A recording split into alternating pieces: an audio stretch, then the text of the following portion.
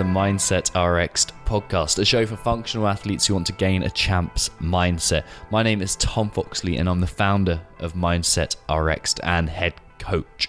Today's show is all about, and actually you'll be able to find a lot of the content about today's show in a more kind of formalized way in a completely free guide that I've put together. It's at mindsetrx.com/goal setting guide. No like hyphens or anything in there. So mindsetrx/goal setting guide. Now we'll go over a lot of what we're going to cover. But let's talk about having goals. Now, we need a direction to work towards. We need something to become for so many reasons. But let me tell you why this is on my mind at the moment. I've just come back from the CrossFit Allgate, or CrossFit Allgate East, but more accurately. And Allgate East is the box that I do 3 hours coaching out a week, just to kind of keep up my professional development, to stay in touch with the CrossFit community, and because it's a really fucking cool box, to be honest. It's a really nice place to train. But anyway, we've just had a meeting all about who the brand is trying to become, who the business, who the box is trying to become, and there's so many parallels between this and you personally as an athlete. As an athlete, you need to have a direction, because if you do not, there's so many problems, to be honest. One of them, where are you going? How do you know what to do if you do not have a direction that you've designated as good or bad? So often you end up, if you don't have a direction, if you don't have your goals in order, and I'll talk more about goals in just a second.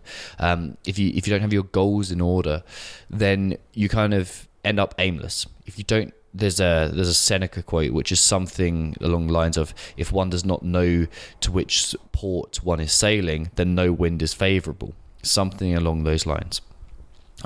Anyway, what it basically means is, how do you know what's good or bad for you? How do you know what to do more of or less of if you don't know the direction you're traveling in? Now, I think the biggest reason that having a direction is so important is because if you do not have a purpose, if you do not understand who you're trying to evolve into, then no amount of suffering can be placed into a positive benefit. So if you don't have a reason to suffer, then suffering becomes 10 times worse. Suffering, as we know, suffering intelligently, is a way to progress. And it's by embracing hardship that we do progress. So if you do not know your direction, then when you encounter hardship, you're more likely to you are more likely to give up. You're more likely to hold back from intensity and WOD. You're more likely to be inconsistent in your training. You're more likely to be less motivated and more likely to never achieve what you're capable of. And that's not a good position to be in. So it makes sense that a goal is something we should pursue. Where so many athletes get this wrong, though, is they spend so much time thinking on what they want to achieve and not enough time thinking, who do I want to be? And this who do I want to be question is the biggest question we can answer. It takes time. It's not as easy as writing down 160 kilo back squat or sub 3 Fran or something like that. It's not as easy as that because it takes more thought. But because you take more thought over it, you cherish it more. You hold it more closely to you, and you work at it more consistently, rather than, there's no emotional attachment to a 160 kilo back squat, and human beings do stuff for the feeling that they get, not for the physical attainment. Now, if you want proof of this, just consider your last PR. It felt great at the time, but now how does it feel when you lift that? It's kind of like to be expected. Or consider how if I was to give you a barbell lifted with more than your PR now, and I put you on the moon with it, because of the gravity there or lack thereof, you would find it easy to lift the bar. So it's nothing about lifting that particular weight off the bar. It's about the feeling and the emotional attachment that goes with it.